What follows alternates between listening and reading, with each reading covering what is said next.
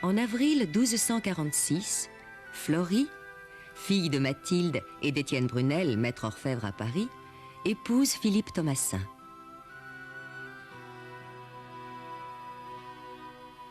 Les deux jeunes gens, poètes à la cour de la reine Marguerite, épouse de Louis IX, se sont installés dans la demeure de dame Béraude Thomassin, la tante de Philippe.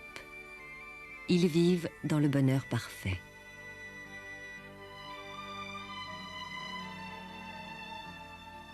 Dans la grande maison des Brunel, la vie continue.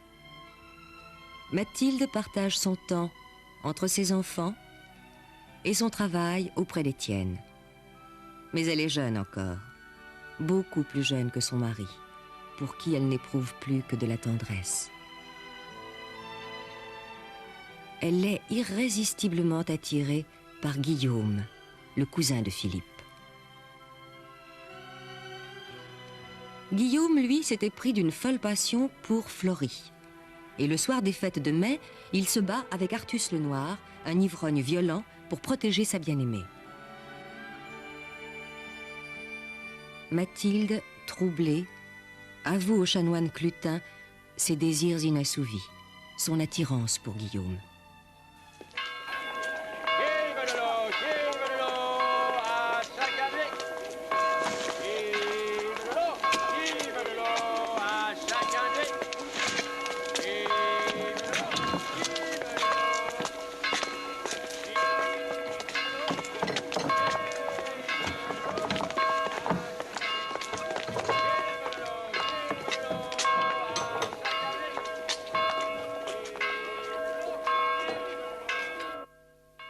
Comme vous êtes belle.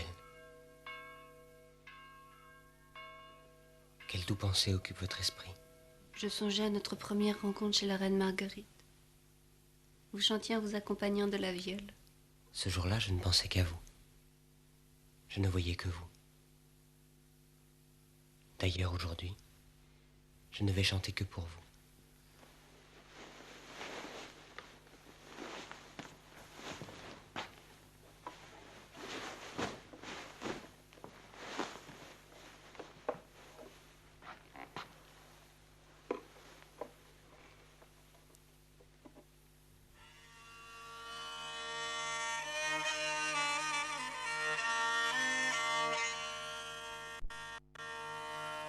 C'était au temps qu'arbres fleurissent, feuilles et bocages préverdissent, que les oiseaux et leurs latins doucement chantent le matin, et les choses de joie enflamment. C'était au temps qu'arbres fleurissent, feuilles et bocages réverdissent.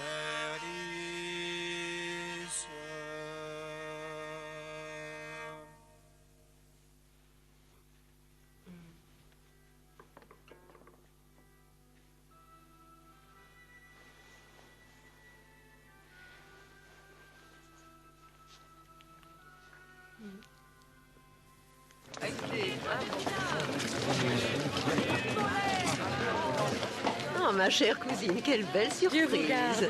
Je voulais vous dire que les pots de marmelade de rose blanche que nous avons fait cuire dans le sucre blanc de Caïpha sont prêts depuis ce matin. Grand merci, je les ferai prendre. Comment va notre jeune mariée? Fort bien. Je suis sûre qu'elle vous rendra bientôt grand-mère. Je l'espère. Clarence et Florie me chargent de vous remercier pour votre invitation. Elles se réjouissent de passer le dimanche après-midi dans votre maison des champs. Grand merci, chère dame. Pardonnez-moi, je suis pressée. Nous avons tant de choses à préparer pour la foire de Provins. Adieu.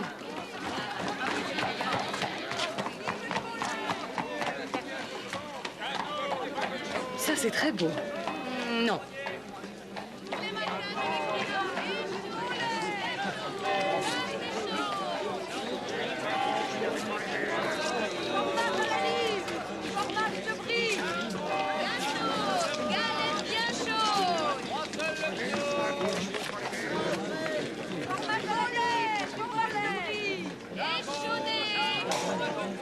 Que Dieu vous garde, messire Guillaume. Qu'il vous garde. Je viens d'apprendre que vous alliez vous installer ici. Vous ne le regretterez pas, j'en suis certain.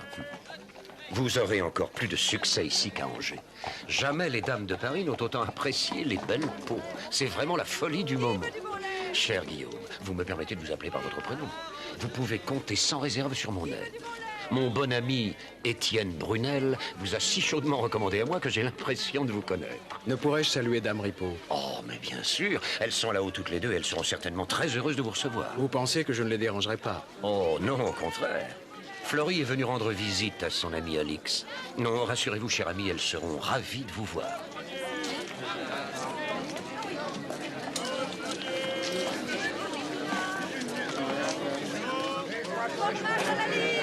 C'est Artus qui a agressé votre sœur. Vous ne l'avez pas retrouvé? Non, il a complètement disparu depuis 8 jours. Comment cela? Il ne suit donc plus les cours de Maître Albert? Non seulement il ne les suit plus, mais il ne fréquente plus l'université et ne loge plus au château Vauvert, semble-t-il. Il est peut-être malade.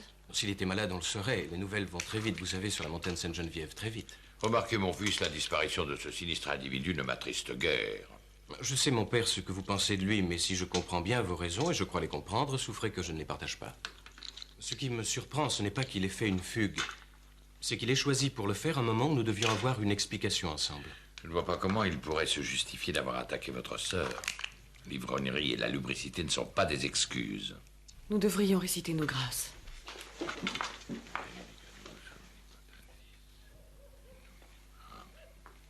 Bonsoir, ma mère.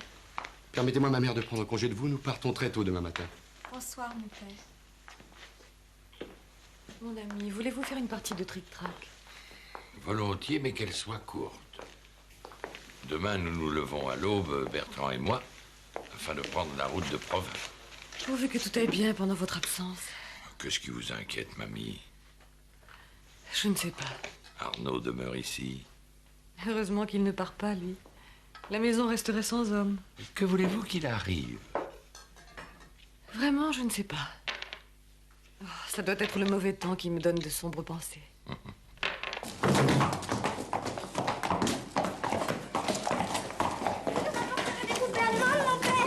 il vous en rapportera. Je rapporterai des poupées, je vous le promets. Emmenez les petits manger leur bouillie de gruau. Oh, mamie, auriez-vous la bonté de surveiller la finition de l'aiguière d'argent de Monseigneur Alphonse de Poitiers? Je m'en occupe dès lundi. Ne vous inquiétez pas trop. Nous serons de retour dans un mois. Moi aussi, Étienne, je vous aime. Rien d'autre ne compte.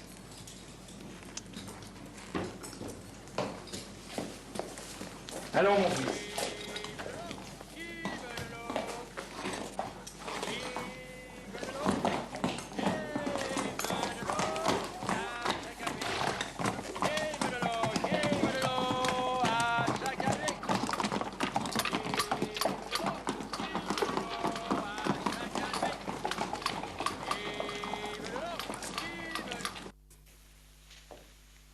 Toujours plongé dans votre traduction du Talmud, Sir Vive? Non, je relisais une fois encore le livre de Job. Savez-vous, Guillaume, que Sa Majesté notre roi Louis IX m'a annoncé sa visite pour ce soir?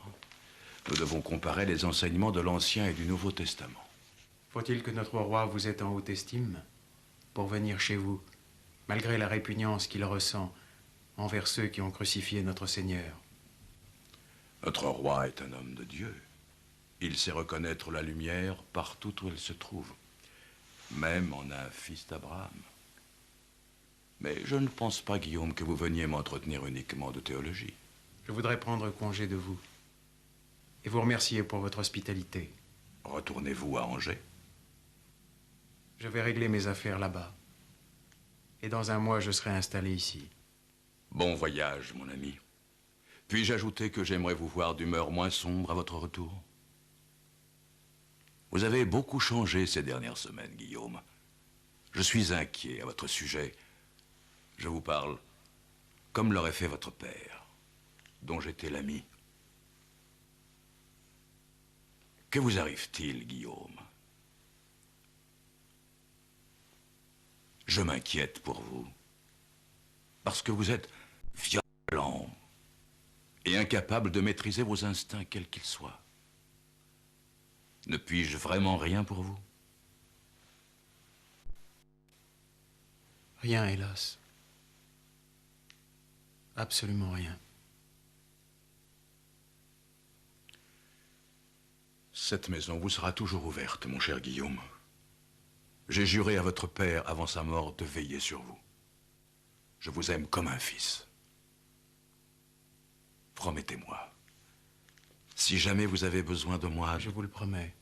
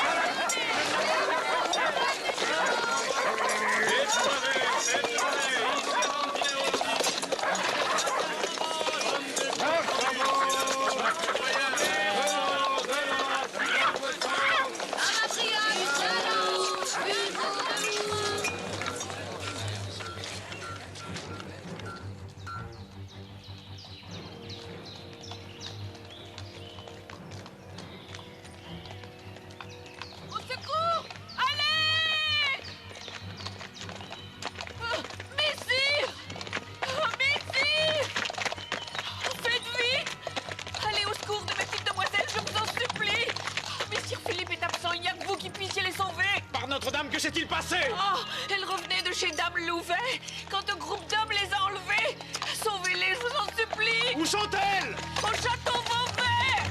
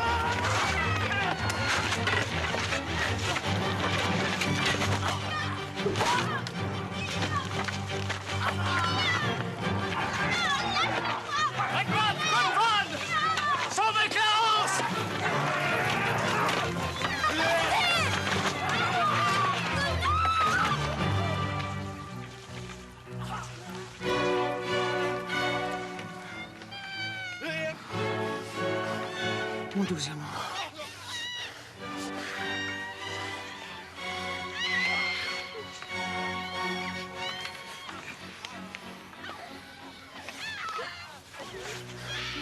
Que vous le vouliez ou non, tout a changé entre nous.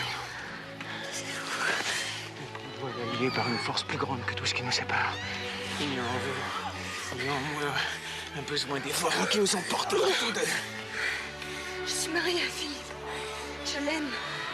Je n'aime que lui. Je ne veux plus jamais vous entendre. Jamais. Soyez tranquille, Florie. Je ne vous parlerai plus jamais de mon amour. Ce n'est plus nécessaire.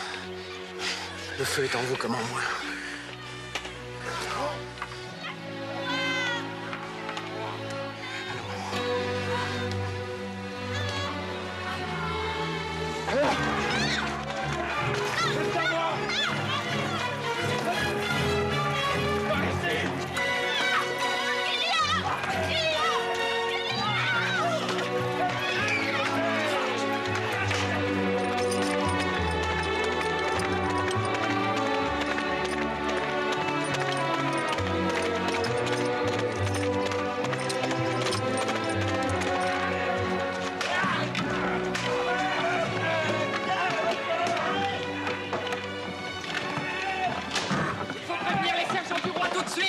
Sauver Clarence!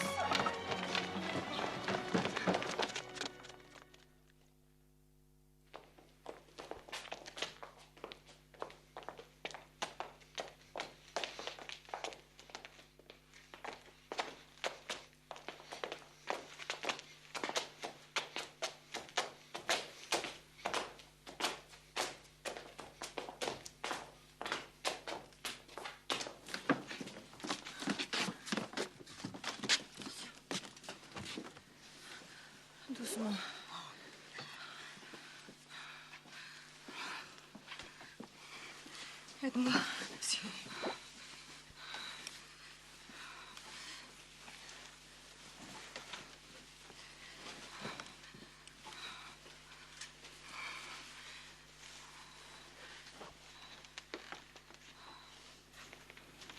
Sire, mon ami Nicolas Ripaud, maître drapier en votre ville, vous conjure d'écouter la plainte de Dame Mathilde, épouse d'Étienne Brunel, maître orfèvre, qui est absent de Paris. Elle vient vous demander justice. Dame, je vous écoute. Sire, je suis venue vous demander justice. Je suis venue vous demander de châtier les Goliards qui, hier soir, ont enlevé et outragé mes filles. Comment? Ce sont vos filles que les sergents du guet ont rattrapées cette nuit après un véritable combat. Mais on m'avait parlé d'une seule victime. Il est vrai, sire, que ma fille Florie, qui fait partie des trouvères de Notre-Dame, la reine, et qui vient de se marier, a pu échapper aux vauriens. Mais c'est ma petite Clarence, sa sœur cadette, qui a été blessée, forcée. Pour ces sergents me l'ont ramenée à l'aube, à demi morte. A-t-on arrêté les auteurs de ce crime abominable? Quelques-uns d'entre eux, sire. Mais leur chef, un certain Artus le Noir, s'est échappé avec ceux de ses compagnons les plus déterminés. Envoyez des hommes à cheval. Il faut rattraper ces bandits qui déshonorent notre université. Dame, voulez-vous que je vous envoie Messire Jean Pitard, mon médecin, pour soigner votre fille? Je vous remercie.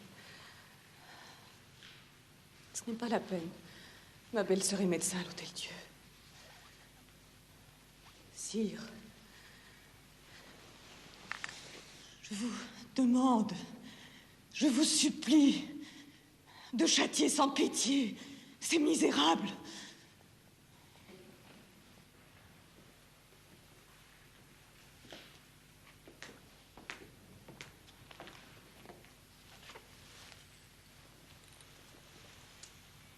Dame, on ne se met à genoux que devant Dieu. Soyez sans crainte, justice sera rendue.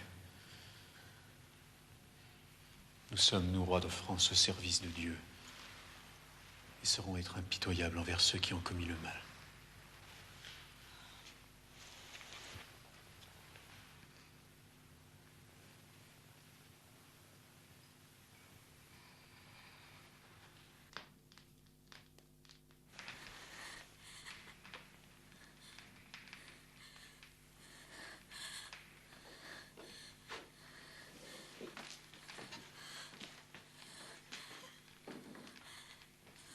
Pour faire baisser la fièvre, je lui ai fait boire du vin de Reine du Pré. J'ai entouré les pieds d'oignons écrasés, bien serrés dans une bande de toile. D'habitude, c'est efficace. J'ai pensé les plaies superficielles. Pour l'autre blessure, j'ai fait ce qu'il y avait à faire. Je ne pense pas qu'il y ait de meilleur traitement que la thériaque de Venise.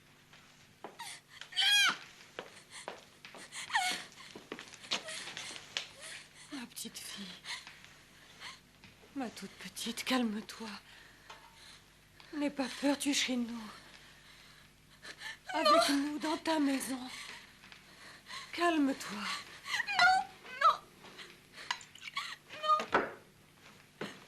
Aidez-moi à lui faire prendre ce qu'elle manque. Il faut absolument qu'elle repose.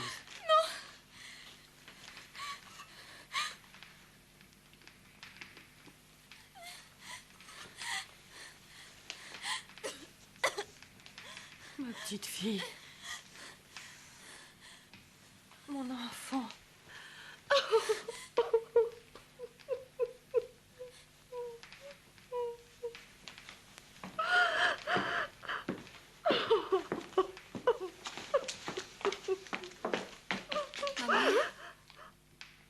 Ma mère. Je suis là.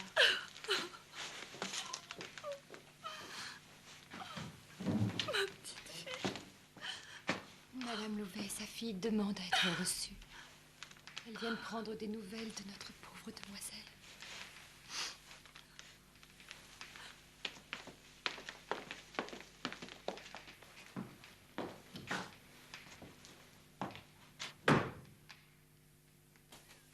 Ma pauvre amie, ces Goliards sont de véritables monstres.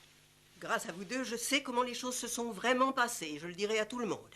Si vous saviez ce que les méchantes langues racontent au sujet de cette triste affaire... Tout cela ne nous intéresse pas. Au fond, je suis en partie responsable. Si je ne vous avais pas invité avec Clarence dans ma maison des champs, tout ceci ne serait pas arrivé. Vous n'y êtes pour rien. La fatalité est seule en cause. La fatalité, certes. Mais il y a aussi l'acharnement d'Artus. Comme tous les hommes qui vivent avec des femmes de mauvaise vie, c'est à la pureté qu'ils s'attaquent. Vous avez raison, ma très chère.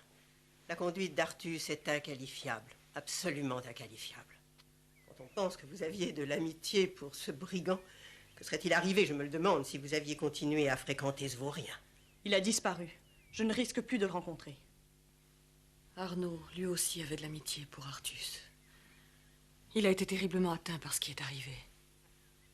J'imagine qu'il va essayer de venger sa sœur. Je le crains. J'ai essayé de l'en dissuader, mais il est parti à la recherche d'Artus. Il a très peu de chance de le retrouver. Et Philippe, que compte-t-il faire? Après tout, vous aussi, ma chère Florie, vous avez été attaquée par la bande d'Artus. Philippe a été appelé ce matin au palais. Il n'a pas eu le temps de me parler de ce qu'il comptait faire, mais j'espère bien le retenir. À quoi cela servirait-il qu'il se batte contre des hommes capables de tout? Vous croyez qu'il serait battu d'avance? Je n'ai pas dit cela. Quand on y pense pourtant, si Artus était parvenu à vous entraîner avec votre sœur à l'intérieur du château, vous rendez-vous compte dans quelle situation se trouverait aujourd'hui Philippe? Je suis sûre qu'il m'aiderait de tout son amour. Vous êtes sûrement dans le vrai, ma chère.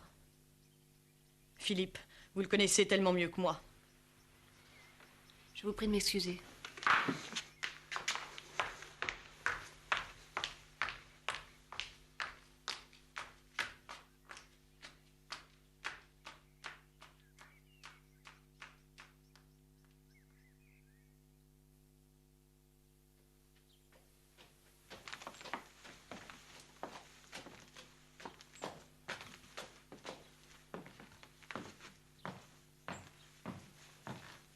Florie. Philippe, si vous saviez avec quelle impatience je vous attendais. C'est si dur toute une journée auprès de Clarence. Ma pauvre chérie. Je ne devrais pas parler ainsi. Quand je pense à ce qu'endure ma mère, je suis vraiment trop égoïste. Vous, égoïste? Vous n'êtes que tendresse et amour.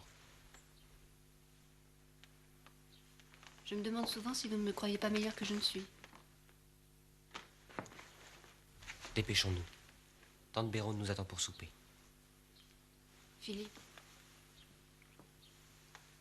si c'était moi qui étais à la place de Clarence. Ne dites pas cela. Ce serait trop affreux.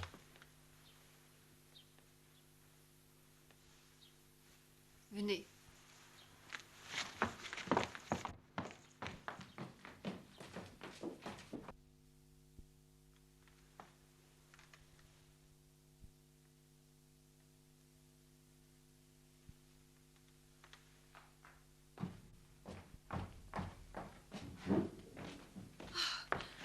Enfin, vous voilà de retour.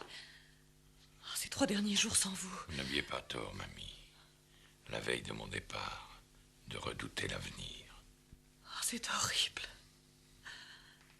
Mais vous êtes là. Et nous nous donnerons du courage l'un à l'autre. Elle ne retrouvera jamais la raison. Il ne faut pas perdre espoir. Et même si elle reprend conscience, elle est perdue, elle est condamnée. Elle n'aura plus jamais de vie normale. Mais pourquoi dites-vous cela? Elle guérira. J'en suis sûre, elle guérira. Chut. Vous ne devez pas parler ainsi à haute voix. Notre pauvre demoiselle a besoin de silence et de repos. Tu as raison, Tiberge. Comment a été la journée? Elle a dormi presque tout le temps. Tant mieux. De quoi se plaindre, en effet. Clarence a été forcée, torturée. Elle est à moitié morte. Mais elle a dormi tranquillement. De quoi se plaindre, en effet. Taisez-vous. Mon ami. Non, laissez-moi.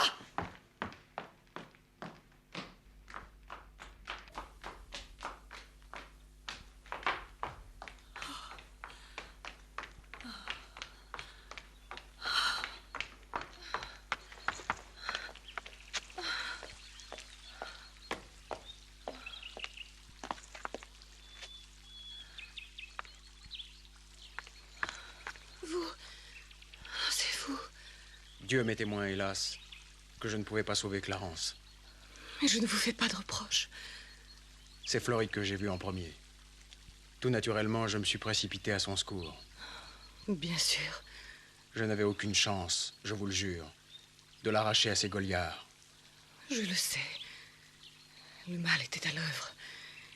Il est bien plus fort que nous. J'ai parlé à un de mes amis. J'ai pensé qu'il pourrait soulager votre fille. Qui est-ce? Yael Ben Joseph. Ce savant juif dont notre roi apprécie tant l'érudition. Lui-même. S'il pouvait soulager les maux de Clarence, je vous en aurais une reconnaissance infinie. Je vais le chercher.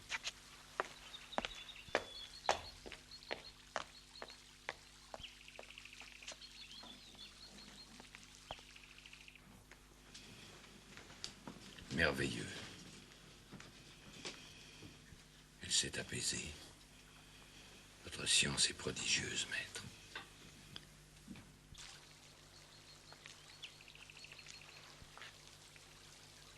Guillaume?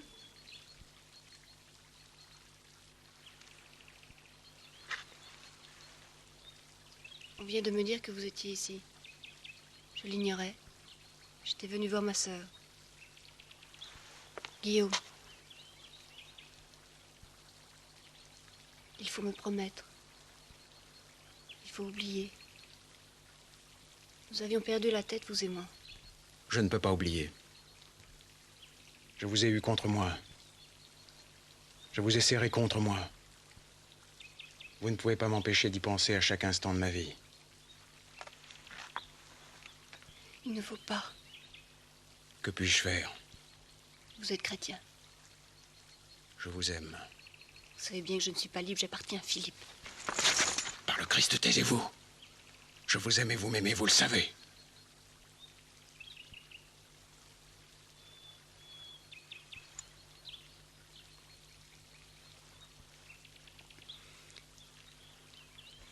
Vous m'avez troublé, je ne le cache pas. Mais jamais plus ça ne se reproduira.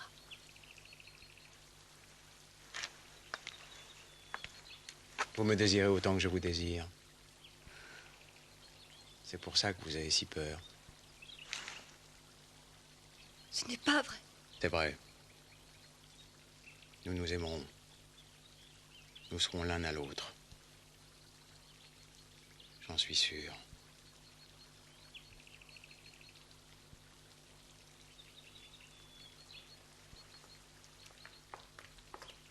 Florrie, ma fille, si vous aviez... Sir Vive vient de nous assurer que Clarence peut guérir. Il va la soigner. Dieu vous entende, ma mère.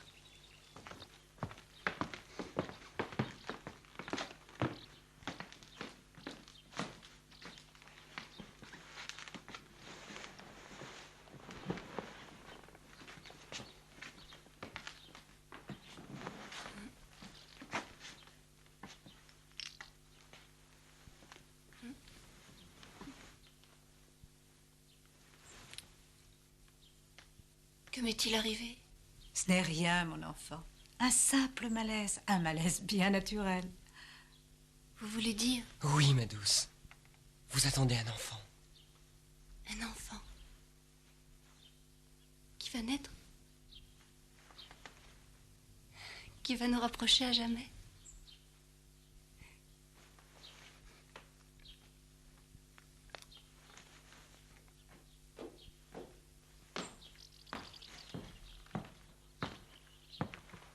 Voilà qui fait plaisir à voir.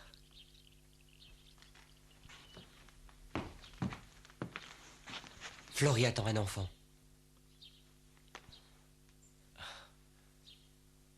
Je m'en réjouis pour vous deux. Et pour nos parents, qui vont au moins avoir cette satisfaction. Mon amour. Il lui faut du repos. Laissons-la.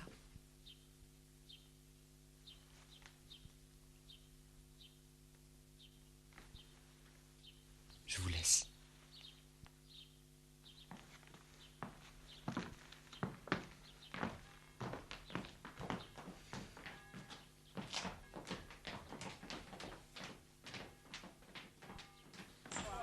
J'ai à vous parler, Philippe.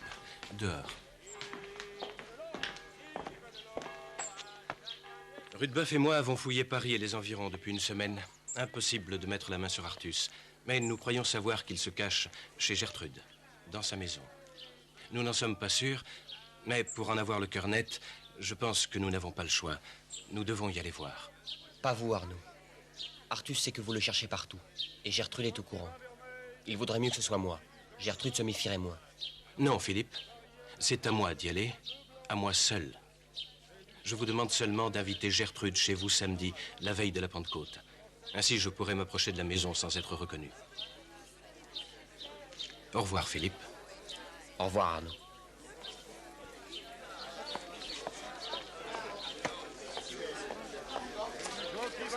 Au revoir, Dame Béraud. Dieu vous garde, Armand. L'enseigne du barillet, la pâte, le métier à deux doigts.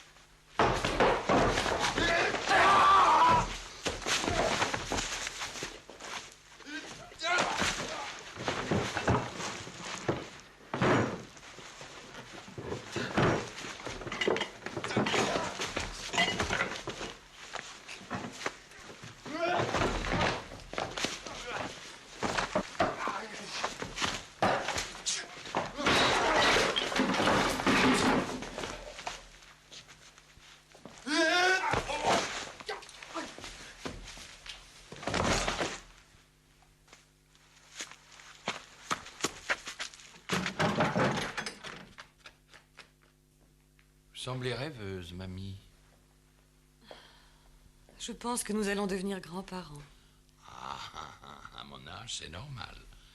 Mais vous serez une grand-mère très jeune et très belle. Vous me voyez toujours avec les yeux de l'amour. Vous êtes belle.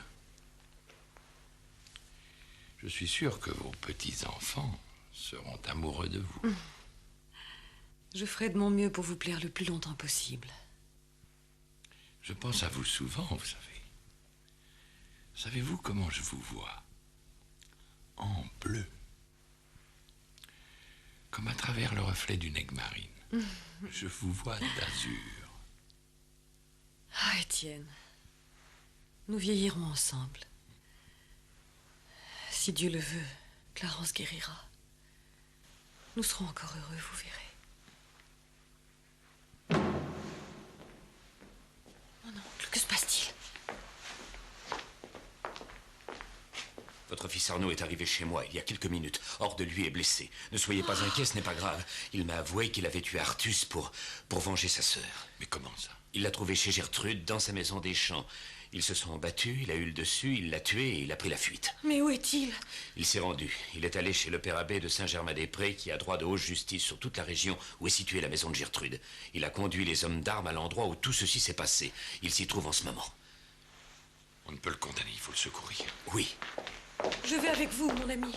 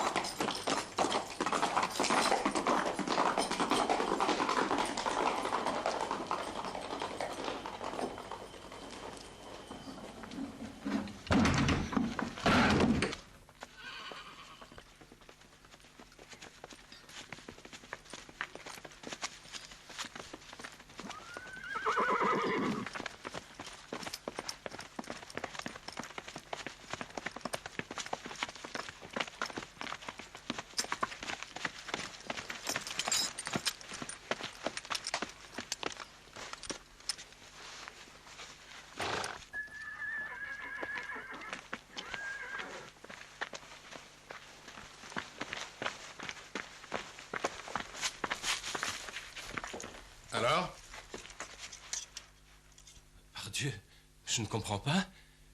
Quand j'ai quitté la pièce, Artus gisait sans vie, là. Il y avait plein de sang qui maculait sa chemise blanche. Je suis prêt à jurer qu'il était mort. Votre victime n'était pas morte, mais seulement blessée. Voilà la vérité. Vous ne devez pas avoir frappé ce bandit aussi gravement que vous le pensiez, mon fils. Oh, père, vous devez me croire. Je n'ai pas rêvé cette lutte sans merci à laquelle nous nous sommes livrés, Artus et moi. Regardez, ma blessure à ce bras en porte témoignage. Sans doute, mon fils.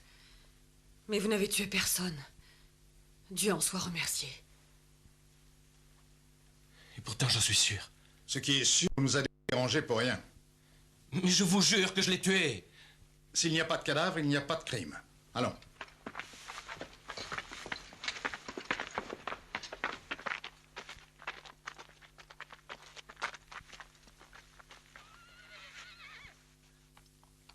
Je sais que mon fils a dit la vérité.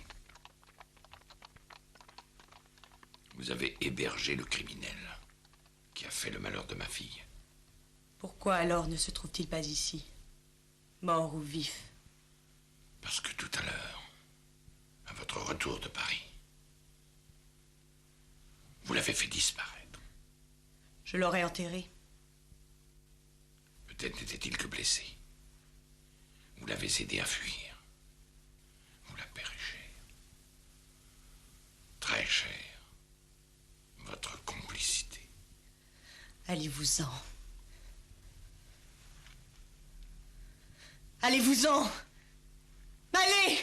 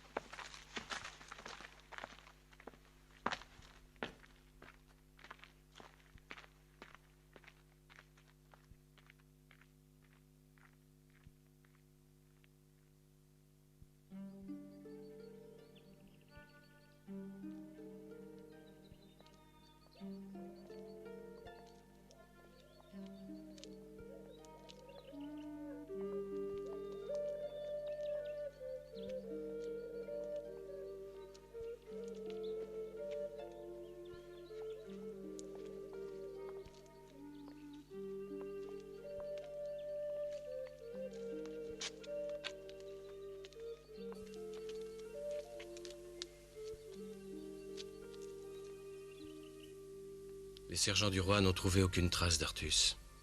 Il ne s'est tout de même pas volatilisé. Le diable seul le sait. Le diable et Gertrude, bien sûr.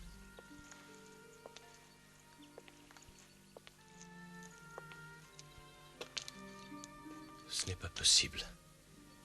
Je jure que je tuerai ce bandit. Mon fils. Ma mère, vous êtes toute prête à pardonner, je le vois bien. L'autre jour, quand vous me parliez de Gertrude... Sans doute.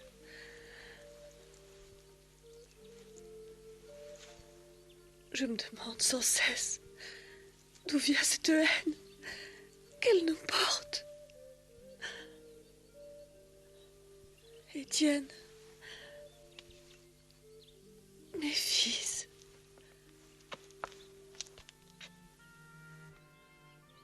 J'aime la fin de l'été. La lumière est si belle et si fragile. Comme l'amour. Comme le bonheur. La fragilité du bonheur. Toujours vos sornettes poétiques. Comment peut-on parler ainsi quand on a la chance d'attendre un enfant? Vous, ma chère sœur, je ne crois pas que vous connaîtrez jamais les tourments du cœur. Et alors, les tourments du cœur, cela vous paraît être un privilège? Vous savez, je vous plains plus que je ne vous envie quand je vous vois éprise de cet étudiant en médecine qui tourne autour de toutes les femmes. Jeunes ou moins jeunes. Que voulez-vous? Je n'ai pas moi comme seule ambition d'être l'épouse d'un marchand. À propos, ma sœur, Bertrand Brunel vous a-t-il déjà demandé en mariage? Alix, pourquoi vous disputez-vous en un si beau jour?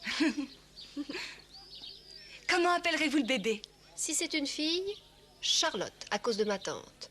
Si c'est un garçon, c'est plus difficile. Philippe aimerait Louis comme notre roi. Moi, je préférerais Gaultier. Gaultier ou Charlotte? Puis d'autres enfants qui viendront. Au fond, vous êtes heureuse, mamie. Sans doute. Et cependant, vous ne me semblez pas très joyeuse. C'est à cause de Clarence.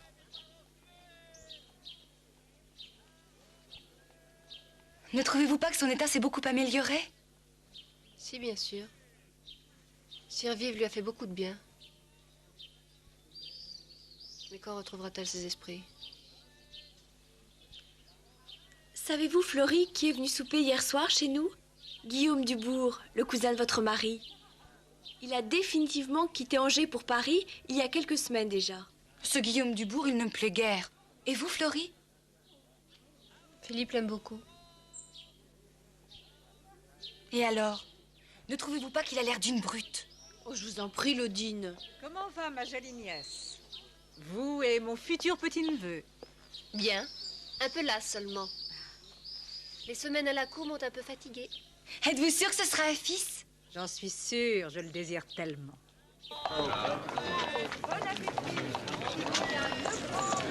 Vous n'avez pas de peau à me fournir? Non. Mon mari n'a tué à la chasse ces temps derniers que des bêtes de mauvaise qualité. Je préférais que ce soit vous qui me fournissiez les peaux. Excusez-moi. Cousin! Yves, Dame Perrette voudrait pour son mari un mantel, doublé de renard. Occupe-toi bien d'elle. Tu as du monde, j'ai mal choisi mon jour. Ça n'a pas d'importance. Il y a si longtemps qu'on ne s'est vu. Quand tu es revenu d'Angers, Fleury et moi, nous étions partis rejoindre la cour. Nous sommes restés plusieurs semaines à Poissy. Je suis venu pour t'inviter ce soir à souper. Nous avons quelque chose à t'annoncer. Je ne sais pas si je pourrais me libérer. Je compte sur toi. D'ailleurs, j'ai un service à te demander. J'ai envie d'offrir à Fleury pour l'hiver une belle et chaude pelisse de ta façon. Que me conseilles-tu? Je ne sais pas, je ne connais pas ses goûts. Elle a déjà un pelisson, doublé de loutre. Je la vois très bien dans un long mantel, fourré de renard blanc de Caspienne. Tu oublies qu'un trouvère n'a pas de revenu princier. Ça n'a pas d'importance. Dans ce cas, nous t'attendrons ce soir à souper. À tout à l'heure.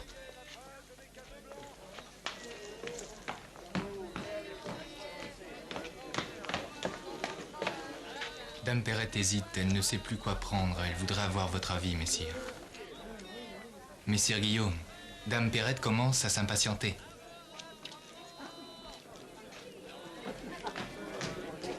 Tu n'oublies pas, surtout, 2 jaunes de battu avec du malvoisie, quelques tranches de haricot et un peu d'ambre gris. Que Dieu vous garde, Dame Béraude. Que Dieu vous garde, Suzanne. Dieu vous garde. Philippe, j'ai préparé une boisson fortifiante pour Fleury. Comment l'avez-vous trouvé? Un peu lasse. Les quelques mois passés à la cour l'ont fatigué. Et les chaleurs de l'été ont été épuisantes. Ne prenez pas cette mine tourmentée, mon neveu. Un peu de surmenage chez une femme robuste comme Fleury, ce n'est rien. Pardonnez-moi, ma tante, de me trouver l'air anxieux, mais depuis le drame de Clarence, je sens le malheur et je suis inquiet. Je sais, Philippe, je sais. Pourtant, nous devons garder confiance. Avec l'aide de Dieu, Clarence se remettra et nous retrouverons tous l'harmonie perdue. Je vous laisse, mon neveu.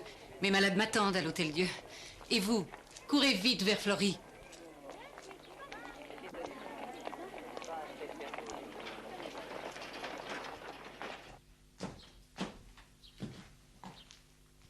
Que vous êtes donc jolie, mamie, avec cet air alangui que vous donne votre future maternité. Votre tante que je viens de rencontrer m'a affirmé que vous étiez robuste et que votre faiblesse était passagère. Je vous l'ai toujours dit. Si vous m'aviez écouté, vous n'auriez pas dérangé tante Charlotte pour si peu. Je suis content qu'elle soit venue. Grâce à elle, me voilà plus rassuré. Je ne connais personne de si sensible et de si inquiet que vous. Vous ne connaîtrez personne non plus qui vous aime autant que moi. Vous êtes sensible, mais vous n'êtes pas modeste. Quoi de neuf, mon ami? Nous avons un invité ce soir à souper. Qui cela? Guillaume.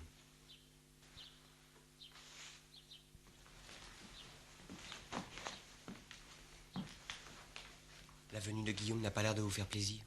Mais vous êtes fou, mon ami. Je vais chercher du vin. À tout à l'heure. À tout à l'heure.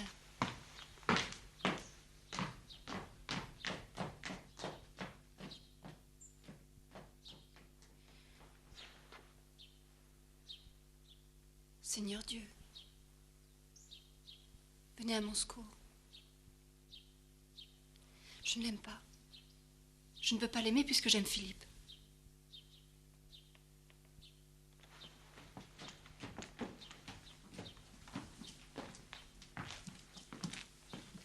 Vous plaît-il de recevoir votre cousin, messire Guillaume Dubourg? Il vient avec un valet vous porter des fourrures. Dis-lui d'entrer.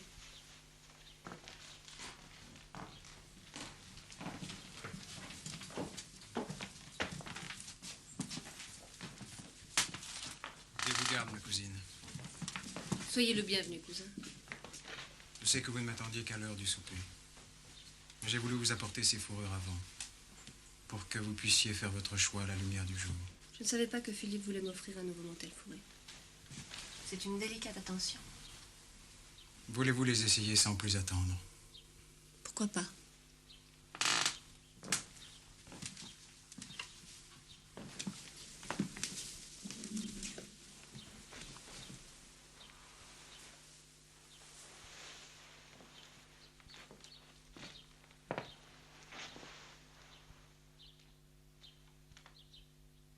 Vous êtes belle ainsi. Suzanne,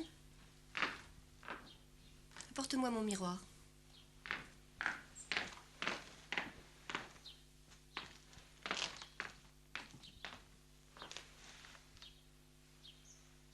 C'est vraiment très beau. Mais j'ai peur que ce vêtement soit trop riche pour une femme comme moi.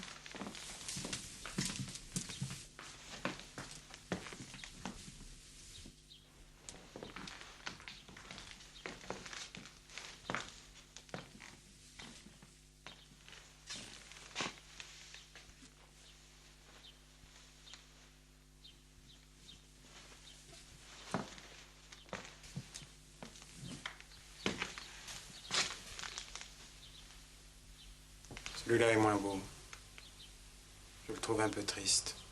Triste? Alors je n'en veux pas. Il me faut un vêtement joyeux pour tenir chaud à l'enfant que j'attends.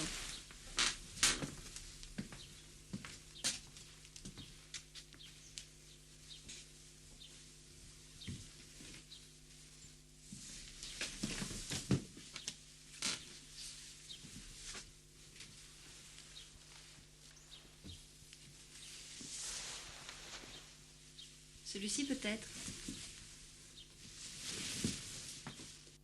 À votre avis, cousin, lequel des deux m'ira le mieux? Le velours convient sans doute mieux à une blonde. Je vais attendre le retour de Philippe. Il me donnera son avis. Suzanne, je n'ai plus besoin de toi.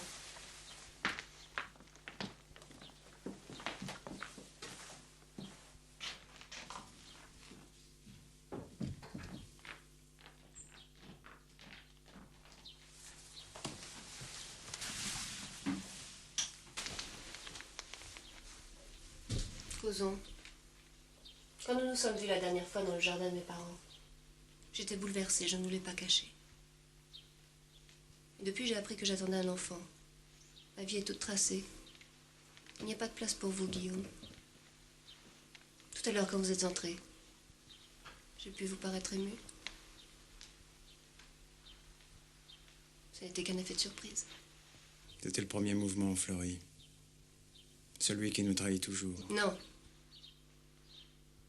Pourquoi vous acharnez-vous ainsi? Parce que je vous aime. Et que rien, jamais ne me détachera de vous, Fleury.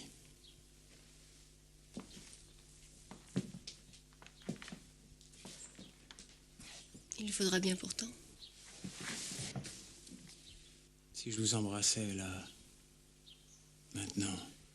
Ce que vous faites là est déloyal, Guillaume.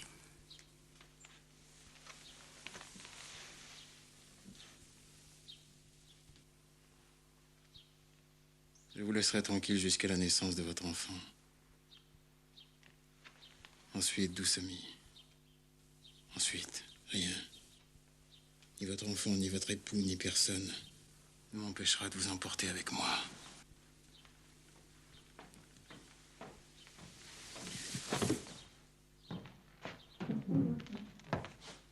Qu'est-ce qu'il y a? Votre femme s'est trouvée mal. Fleury! Fleury! Fleury! Tante Béraude! Tante Béraude! Tante Béraude!